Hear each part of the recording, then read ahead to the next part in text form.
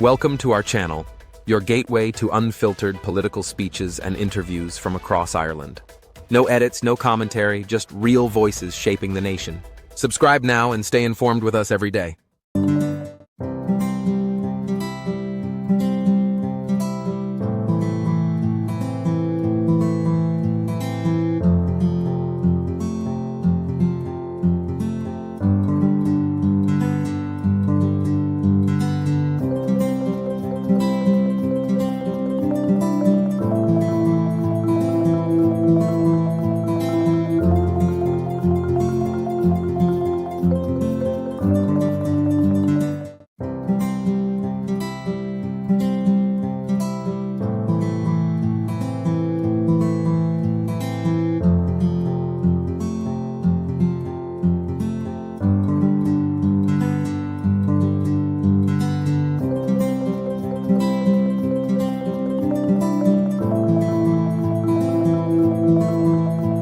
Minister, 94 Palestinians were killed in Gaza.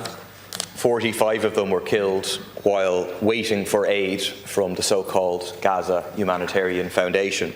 Today, just so far, 87 people have been killed, and every day has a similar horrific number of casualties. In just 1 month, 600 Palestinians have been killed, more than 4,200 have been wounded by Israeli fire near aid distribution sites.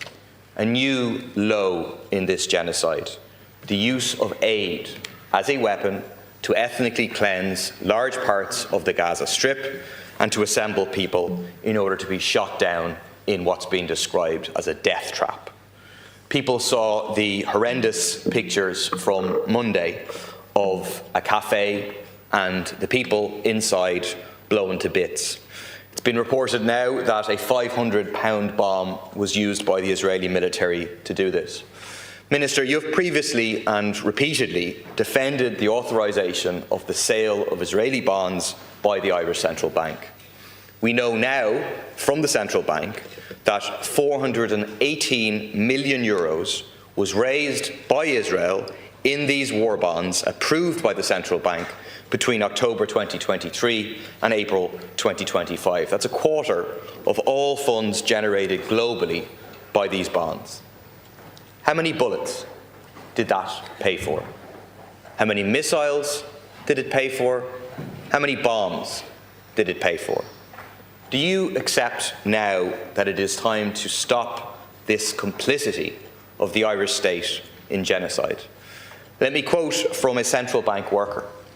When over 50,000 people, 17,000 of them children, are dead, murdered in their homes, schools, hospitals, or killed trying to escape the slaughter, Rafah, Jabalia, Khan Yunis, etc., I must admit I find it difficult to discern the difference between the bank's official line, we are guided by the law and if the requirements under the prospectus regulations are being met, we must comply with the law, and the defence claimed by Soldier F, the perpetrators of genocide in Rwanda, Cambodia, Sudan, Myanmar, the defendants at Nuremberg. We were just following orders, the superior order defence.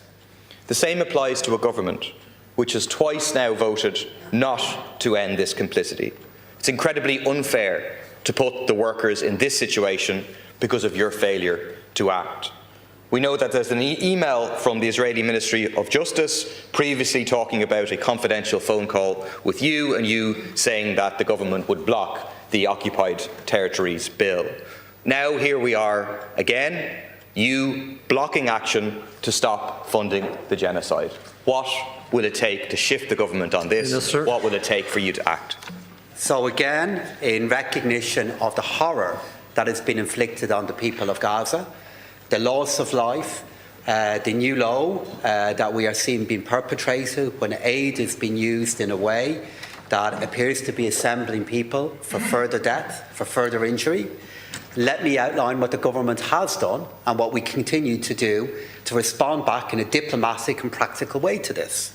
The work that the Irish government has done in responding back to the clear sentiment of the people of Ireland in our intervention in the International Court of Justice in South Africa, what has happened in recognising Palestine as a sovereign and independent state, our support for a proposal from the Netherlands to review the EU's trade and political relationship with Israel, the fact that we were the first country to call for UNRWA to remain in Gaza, and for the last 2 years alone, we've allocated now €58 million to support their work, and the fact that Ireland has been at the very heart, as demonstrated by the Taoiseach and Taoiseach in the last number of weeks alone, at making a case for a different diplomatic approach from the European Union to respond back to the loss of life and to the horror that the people of Gaza are confronting.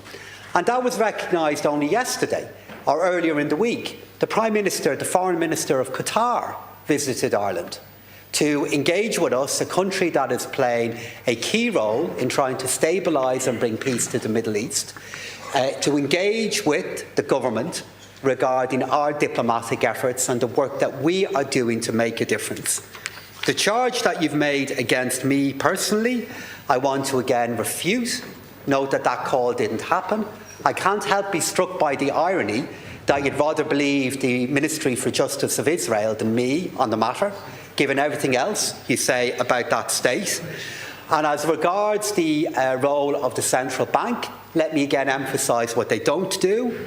They do not sell bonds on behalf of the State of Israel, neither are these bonds listed in our stock exchange. And the legislation that the opposition has proposed, which, yes, you're right, I argued against and voted against, we believe it is unworkable, and we believe it would not have been in line with the law of the European Union. Instead, what we need to do, recognising the fact that while we are members of the European Union, there are many other members of the European Union that do hold differing views, is work to build up a diplomatic consensus to make a difference to that issue. And that is not done by us acting on our own. That is done by the patient work of diplomacy, which the Taoiseach and Taoiseach are at the heart of doing, to change the stance of the European Union on this issue, while taking action ourselves, which we have done, which is recognised by the people, by their leaders of Palestine, to make a difference to the horror that we see unfolding. Thanks, Minister. Deputy. Thanks. I mean, every time we raise this, we get the same response from the government, which is basically to say, why aren't you thanking us for all that we're doing? Why aren't you thanking us for not being as bad as the Western states that literally arm, fund, enable this genocide? But I'm sorry, we have a higher standard, and I think the public has a higher standard, of no complicity in the genocide. And that isn't just a moral standard, that is a legal standard. Under international law, all states have an obligation not to assist in any illegal situation such as occupation, illegal settlements, apartheid or genocide. The Irish government itself recognises that genocide is happening. Do you not see that providing access to EU markets to fundraise to support genocide is a violation of our obligation not to assist?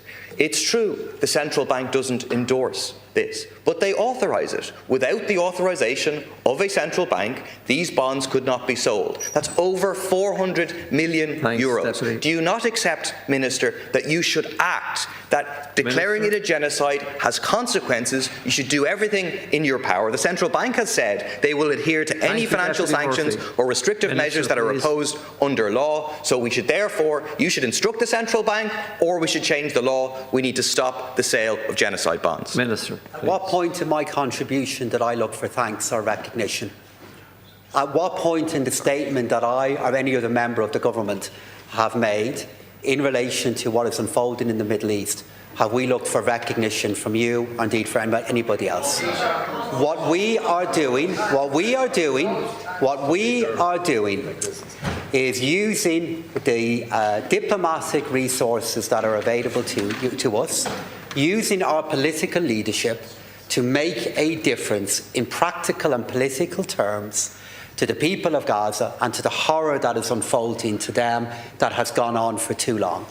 In calling for a ceasefire, in making the case for a review of the trading relationship with Israel within the European Union, in the work that the Taoiseach did in the European Council last week, in the work that the Taoiseach has done in all of the Foreign Affairs Council that he has attended. That is what we are doing by action. And what I'm not going to do, you made reference to the need for higher standards. Well, there are standards that matter here. There are standards that matter in terms of only giving commitments to things that we know we can legally do that can have a practical effect.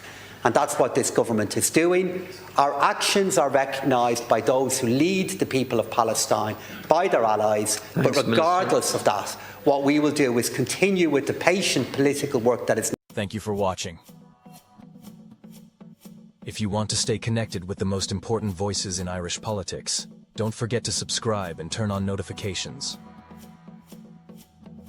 Here you get unfiltered access to political debates, speeches, and interviews, straight from the source, every single day. Be informed, be engaged, right here with us.